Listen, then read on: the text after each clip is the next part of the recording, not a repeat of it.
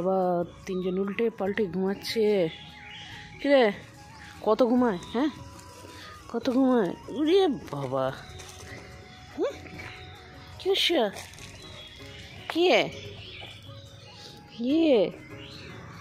ইয়ে বাবা, এই তো আবার বেঁচে বেঁচে ছোট্টটা। কি করছো তোমরা? হয়েছে? টুক টুক টুক টুক করে আওয়াজ হচ্ছে। যাও ঘুমাও গা, উল্টো পাল্টে ঘুমাও। আমার দেরি হয়ে গেছে, অফিস যেতে হবে। টাটা। কোথা থেকে ডাকলো?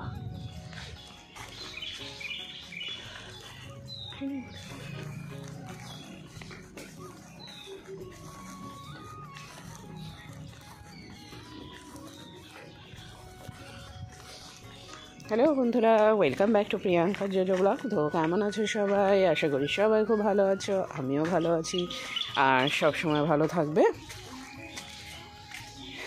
তো কি, এই তো মুড়ি আর ডাল আনতে গেছিলাম। হ্যাঁ। তো আজকে হচ্ছে শনিবার, এখন ওই 9:30 মতন বাজছে। আমার ব্লগটা শুরু করলাম। দোকানে গেছিলাম একটু কিছু জিনিস আনতে। পুজোর দিকে স্নান টান পরেই যাচ্ছিলাম, স্নান টান করে নিয়ে রেডি হচ্ছে।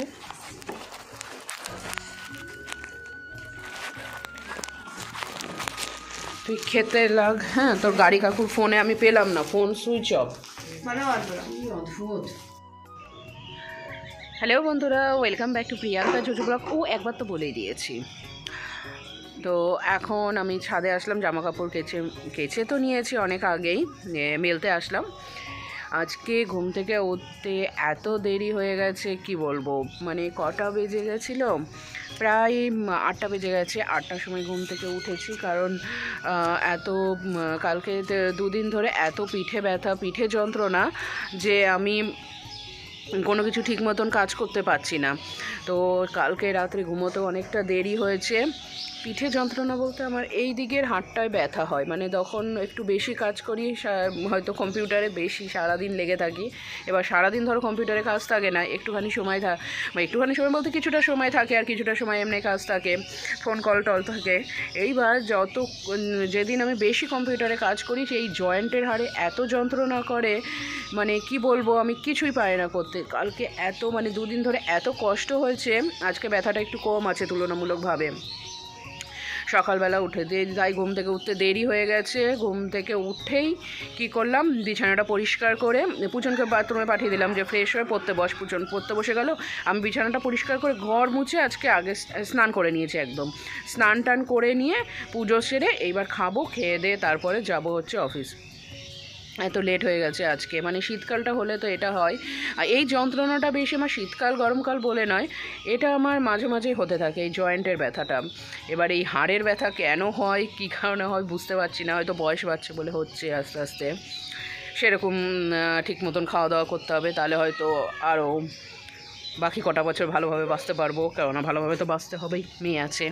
আর জানোই তো আমি একা, আমাকে তো দেখার ভবিষ্যতে কেউ নাই, অতএব নিজেকে নিজেই দেখতে হবে। তাই নিজের জন্য নিজেকেই স্ট্রং থাকতে হবে।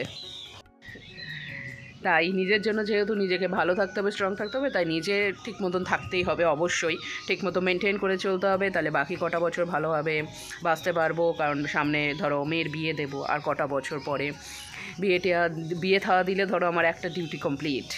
না, কমপ্লিট ভুল হবে না, তবে হ্যাঁ, কেউ যখন ওকে দেখার মতন চলে আসবে, তখন অতটা অসুবিধা হবে না।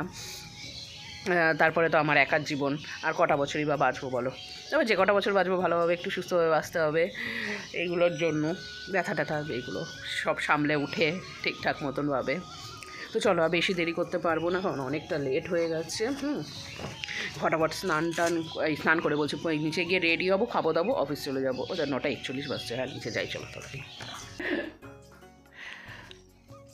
অফিস থেকে এসে ফ্রেশ হয়ে নিয়ে গেছিলাম পুজনকে টিউশন থেকে আনতে। মানে টিউশন তো শুরু হয়ে গেছে ধরো, এখন এটা একটা ডিউটি, মানে টিউশন থেকে আনতে যাওয়া।